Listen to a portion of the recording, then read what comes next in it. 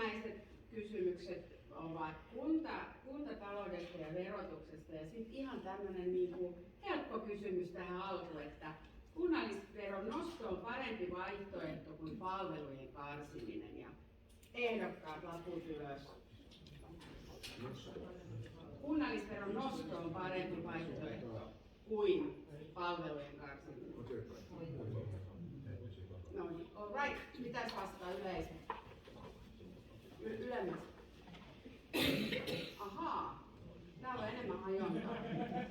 Uudestaan, kuka vastasi punaisen lapun? No niin, ihan lyhyt peruste. Haluatteko te perustella? Mä perustelen ihan sillä tavalla, että se on nyt korkea nyt jo, ettei sitä ainakaan nosteta. Hyvä. Sitten kunnan pitää tehdä rohkeita ja isojakin investointeja, vaikka se lisäisi kunnan velkaa.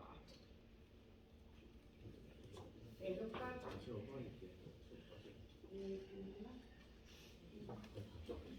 Aika hajontaa on. Mä en rupea kaikki kysymään. Sitten yleisö.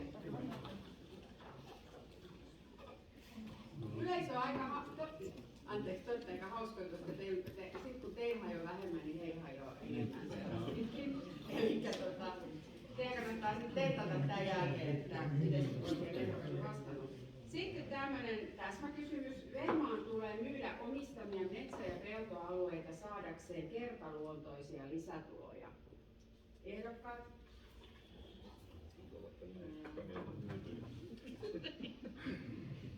Selvä. Ja sitten. Tämä on selvä. Tiedätte. Sitten seuraava. Kunta on itsenäinen 5 vuoden kuluttua.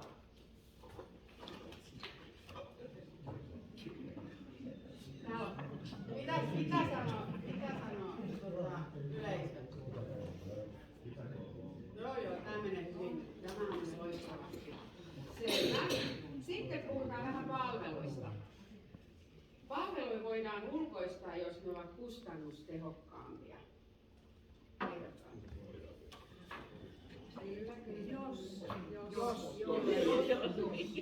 Hei vau, mitäs mieltä te olette?